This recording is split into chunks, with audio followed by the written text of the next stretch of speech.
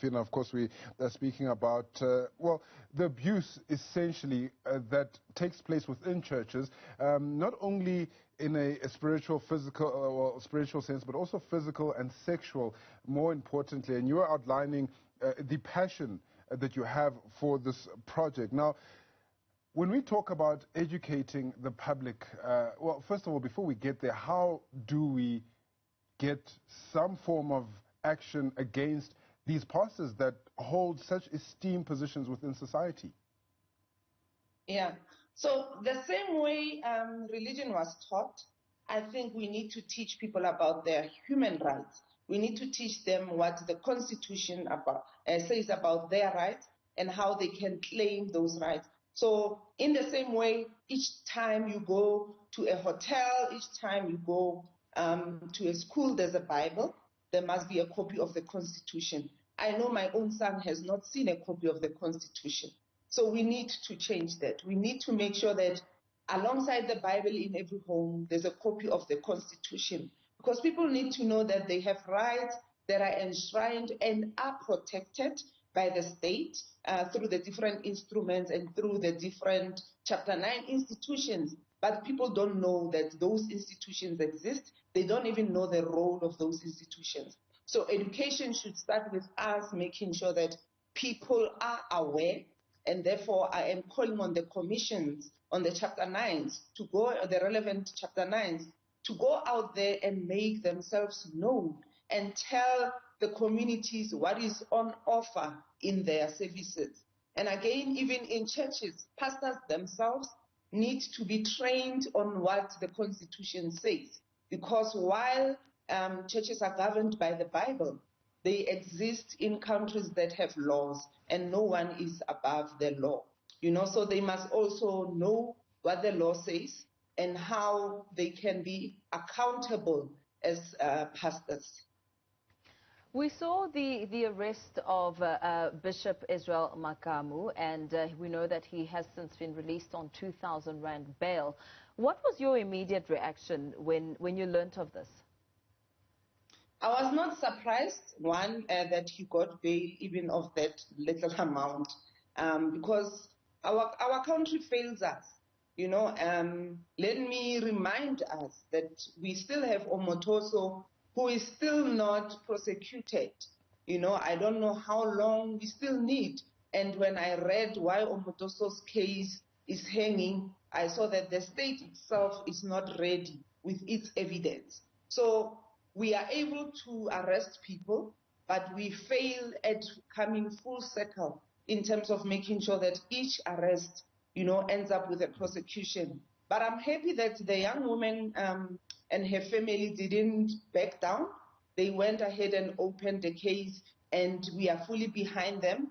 And I hope that activists will rally behind them to make sure that this doesn't become another Omotoso case where powerful people, you know, who know that they don't need to account, get away with violating our young women and us as women.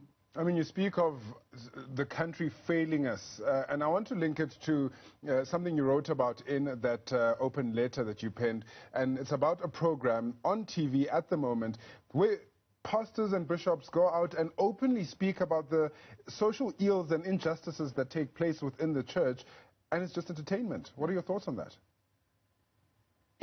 I'm outraged by that, because they reduce it to just being about entertainment. They make themselves the law of the country, because if they account to one another, apologize to one another, they think that they've done their duty. But they have a bigger duty than that. They hold a moral ground in the country. We look up to them for what good living should be, what good citizenship should look like. So that they have become a council on their own, where you come and then you say, you know what, even if this man has done it, he has apologized, and therefore that should be enough. I think that show should do better than that. It should not just be a platform where people come and talk about what is happening and we take it as entertainment value. There must be action that is taken. The station must take responsibility as well to bring light to these issues, but to also educate people. It's another platform that can be used to educate people on what their rights are. In your letter, you also highlight the impact of gender-based violence when it comes to, these men of power who have a major influence on their congregants. And you highlighted that, the issues, it seems that the religious leaders are amongst the major perpetrators of the scourge. As you pen this letter to the Commission for the Promotion and Protection of the Rights of Culture, Religious and Linguistic Communities, what sort of response have you received from them, and what role do you believe they should strongly be enforcing as they conduct their work? Unfortunately, I didn't get a response. I only got an acknowledgement from the Gender Commission to say we received your letter, but I didn't receive anything from the CRL. And I was not surprised, because I don't think they understand that as a Chapter 9, they are there to uphold the Constitution. And while I understand that they only deal with matters that are reported, I still feel that there's a bigger role that they can play. One, making sure that they are visible enough for people to know who they are, what they are there to do, and for them to create that an enabling environment that says to people, if I'm violated, I know where to go. Right now, I think people have lost confidence in the police. People have lost confidence in our legal system. So these commissions become the next best thing as watchdogs that us as citizens can go to and say, look, I am reporting this matter. This is this big church that is out there, but inside the church, there is what is happening. So that they then take action against those that are being reported. So I feel that they are playing, a wait and see kind of game, and it's unfortunate that that is the state that we are in.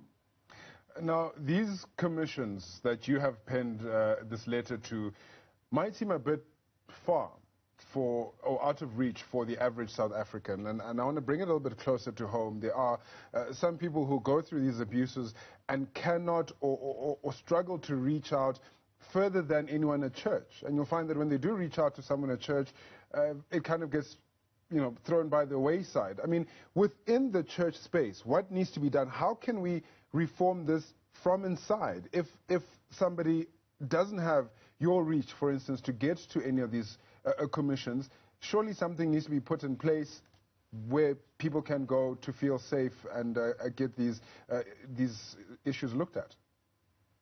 Yeah, I think we need to move away from making these men gods, number one. If they are gifted to preach and teach the word of God, let's appreciate that gift. But let's not get to a point where now they are our daddies, because then we open ourselves up to abuse as women, because they become too close and too familiar.